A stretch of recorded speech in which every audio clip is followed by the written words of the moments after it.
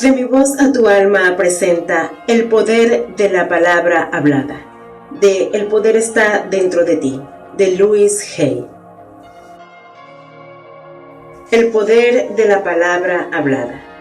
Cada día afirma lo que deseas en la vida. Dilo como si ya lo tuvieras. La ley de la mente. Existe la ley de la gravedad, así como varias otras leyes físicas cuyo funcionamiento no comprendo. Hay leyes espirituales, como la de causa y efecto. Lo que das se te devuelve. También hay una ley de la mente. No sé cómo funciona, del mismo modo que tampoco sé cómo funciona la electricidad. Solo sé que cuando acciono el interruptor se enciende la luz. Yo creo que cuando tenemos una idea o cuando pronunciamos una palabra o una frase, de alguna manera salen de nosotros convertidas en una ley de la mente y nos vienen de vuelta convertidas en experiencias. Ahora estamos comenzando a aprender la correlación entre lo mental y lo físico. Estamos comenzando a entender cómo funciona la mente y que nuestros pensamientos son creativos. Los pensamientos pasan con mucha rapidez por nuestra mente, por lo que es sumamente difícil darles forma. La boca, por su parte, es más lenta, de modo que si empezamos a dirigir nuestra forma de hablar, escuchando lo que decimos y no dejando que salgan de nuestra boca palabras negativas, podremos ir dando otra forma a nuestros pensamientos. La palabra hablada tiene un poder enorme, y muchos de nosotros no nos damos realmente cuenta de su importancia. Consideremos las palabras como los cimientos de los que creamos continuamente en nuestra vida. Todo el tiempo estamos utilizando palabras. Sin embargo, a veces no pasan de ser un balbuceo, porque en realidad no pensamos lo que decimos ni cómo lo decimos. Prestamos muy poca atención a la elección de nuestras palabras. De hecho, la mayoría de nosotros suele hablar en términos negativos. Cuando éramos pequeños se nos enseñó gramática. Nos enseñaron a seleccionar las palabras según las reglas gramaticales. Sin embargo, yo he comprobado que éstas cambian constantemente y que lo que era impropio en una época es correcto en otra y viceversa. Palabras que antes se consideraban vulgares e inaceptables actualmente son de uso común, pero la gramática no toma en cuenta el significado de las palabras ni la forma en que influyen en nuestra vida. En la escuela a mí no se me enseñó que mi elección de palabras tuviera algo que ver con lo que iba a experimentar en mi vida. Nadie me enseñó que mis pensamientos eran creativos, ni que podían literalmente conformar mi vida. Nadie me dijo que lo que yo daba en forma de palabras volvería a mí en forma de experiencias. El objetivo de la regla de oro es enseñarnos una ley de vida muy elemental. Haz a los demás lo que deseas que te hagan a ti. Lo que damos se nos devuelve. Esto nunca tuvo por finalidad hacernos sentir culpables. Nadie jamás me dijo que yo era digna de amor o que merecía el bien. Y nadie me enseñó que la vida estaba ahí para apoyarme. Recuerdo que cuando era niña, mis compañeros y yo solíamos insultarnos y decirnos cosas muy crueles e hirientes, y nos tratábamos mutuamente con desdén. Pero, ¿por qué hacíamos eso? ¿Dónde habíamos aprendido ese comportamiento? Veamos lo que se nos enseñaba. A muchos de nosotros, nuestros padres nos repetían una y otra vez que éramos estúpidos, bobos, perezosos e inútiles.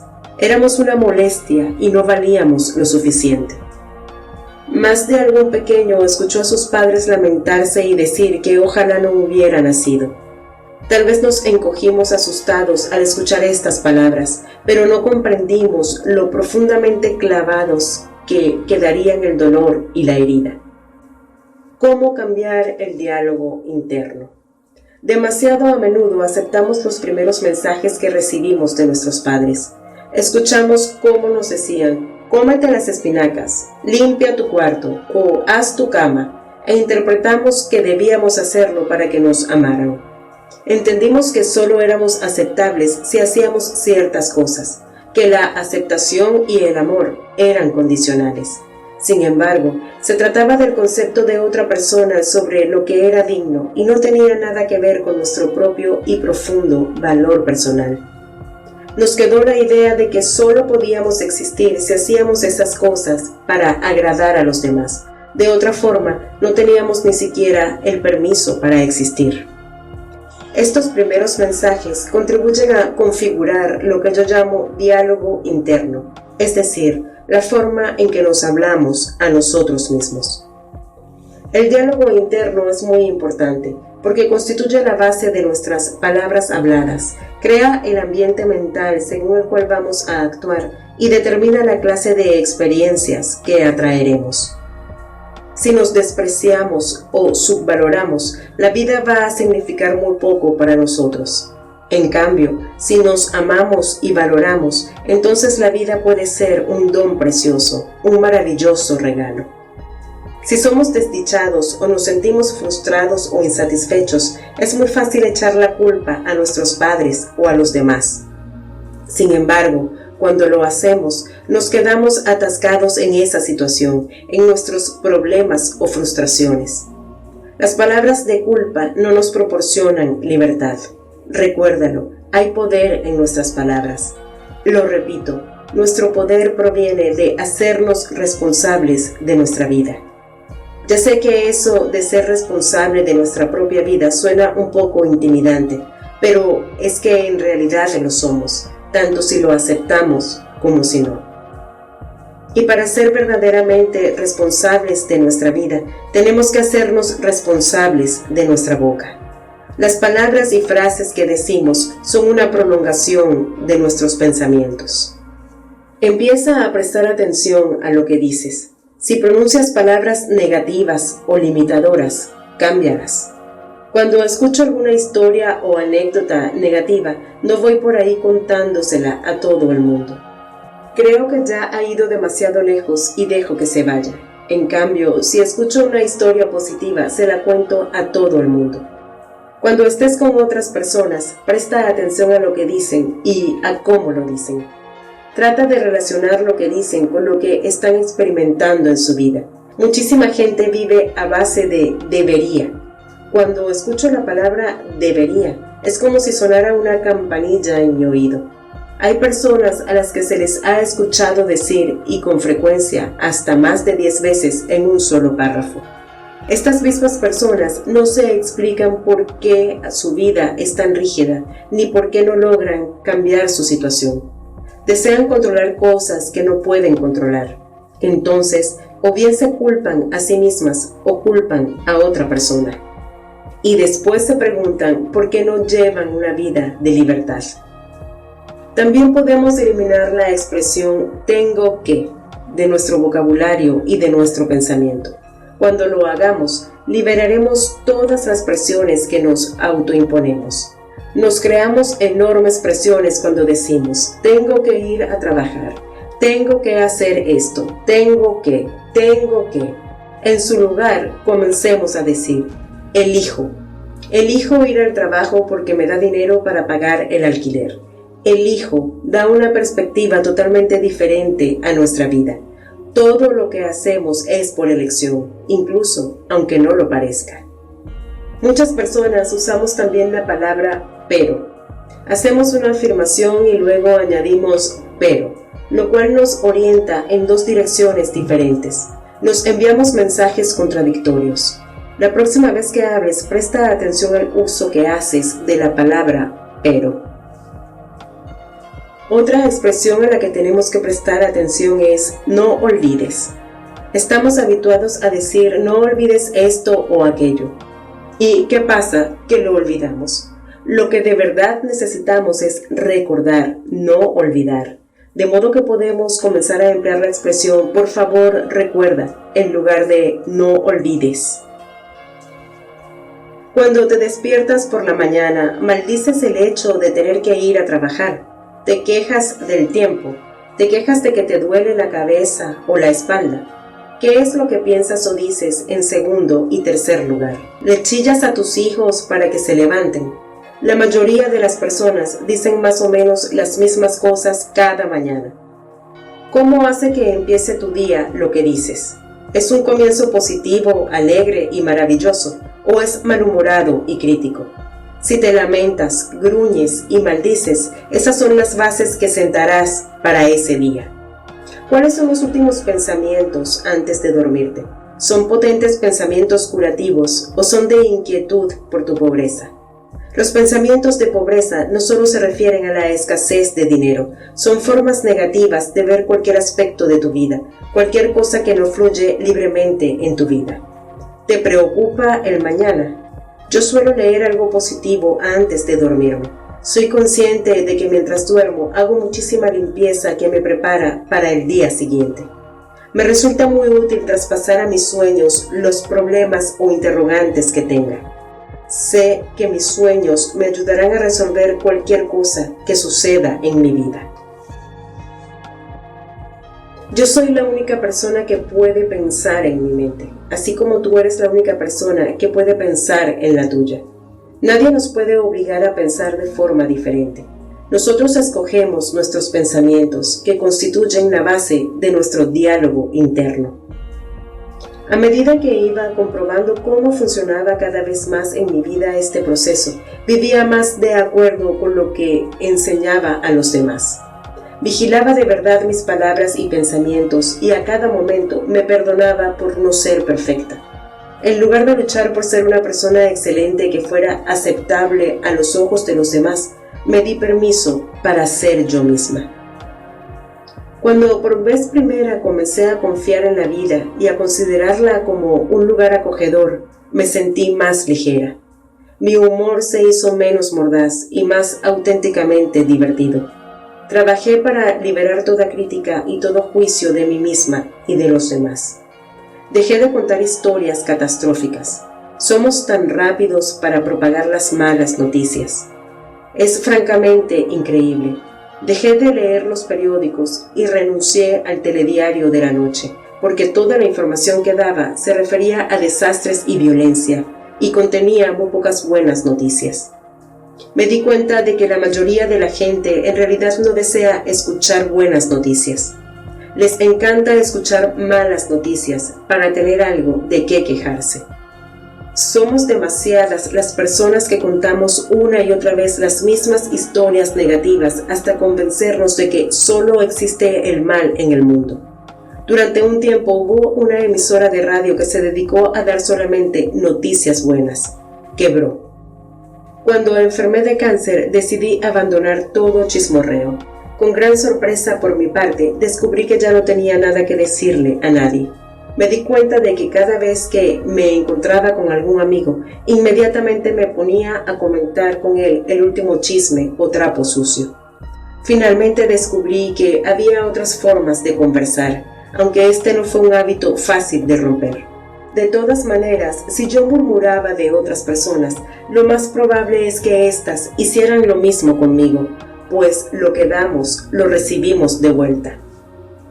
Comencé a tratar con más y más personas y a escuchar lo que decían. Empecé a prestar atención a las palabras, no solo al tema general. Después de 10 minutos con un nuevo cliente, generalmente sabía con exactitud la causa de su problema, porque escuchaba las palabras que utilizaba. Era capaz de comprenderlo por su forma de hablar.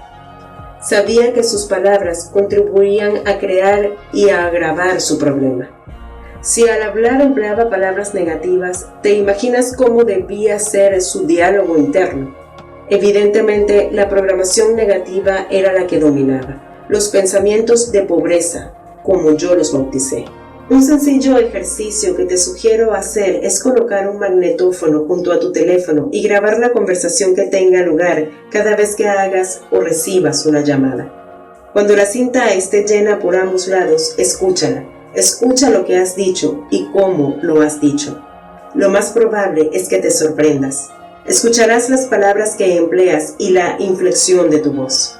Empezarás a tomar conciencia. Si observas que repites algo 3 o más veces, anótalo, porque se trata de una clave o pauta. Puede que algunas de 3 pautas sean alentadoras, pero también puede haber otras muy negativas. El poder del subconsciente.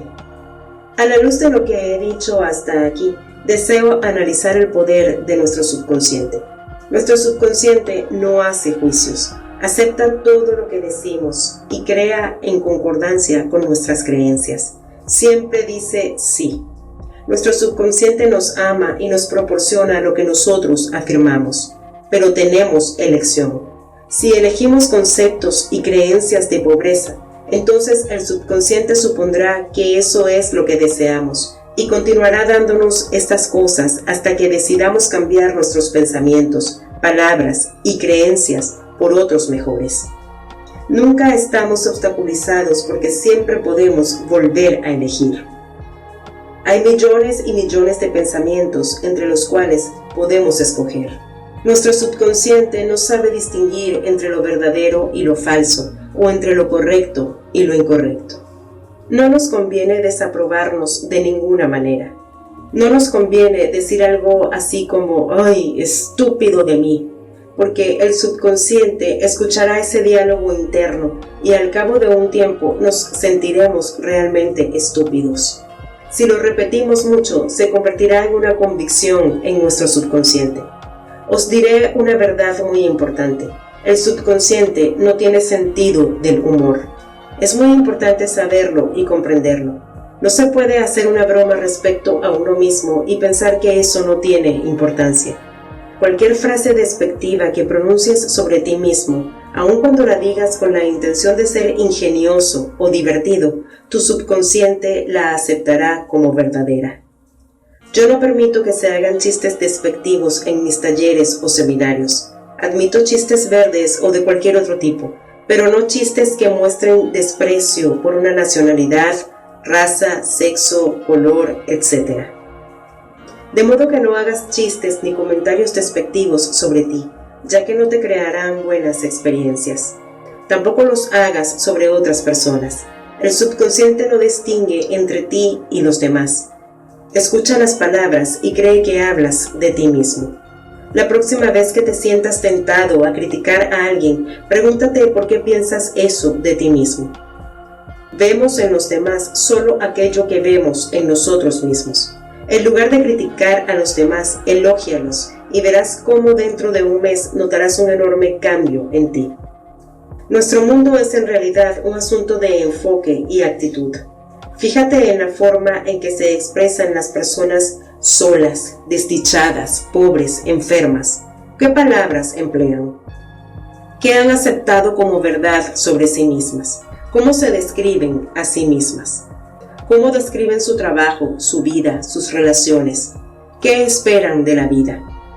Presta atención a sus palabras, pero por favor, no vayas por ahí diciéndoles a personas desconocidas que están arruinando su vida por la forma en que hablan.